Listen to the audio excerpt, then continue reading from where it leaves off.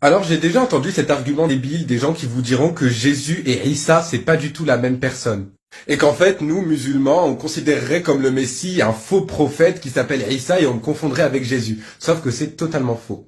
C'est pas une question de théologie, c'est une question de linguistique.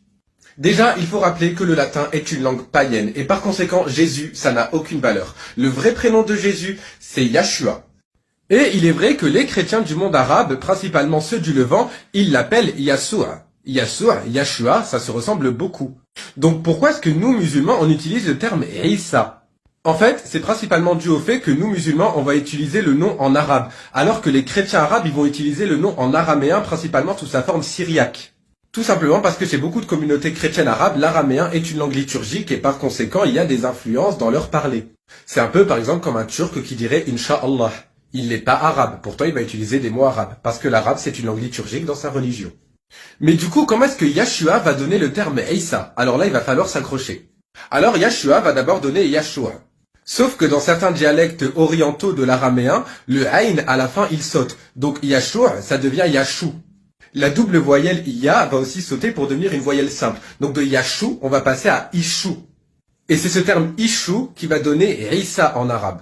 Déjà, il faut savoir que quand il y a un mot en araméen, l'équivalent en arabe, il fait souvent sauter les O. Par exemple, louz, en arabe, l'amande, en araméen, ça se dit louzou. Vous voyez, il y a un O à la fin, ce O, il saute. Avec isho, ça va donner la même chose. Donc, isho va devenir isha.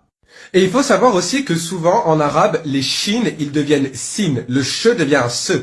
Ça s'observe aussi avec d'autres langues comme l'hébreu. Par exemple, en hébreu, 5, ça se dit khamsha. Vous voyez? Eh ben, nous, les arabes, on dit khamsa, sa. Shemesh, le soleil en hébreu, ça devient Shems, le soleil en arabe. Et ben avec Issa, ça va être pareil. Isha, ça va donner Issa. Et ensuite, il va y avoir un Aïn qui va s'ajouter au début, ça va devenir Issa. Pourquoi est-ce que le nom, il a autant changé? C'est parce que la langue arabe, avant l'islam, c'était une langue de transmission orale. Et quand une langue est transmise à l'oral, elle subit des modifications de manière extrêmement rapide.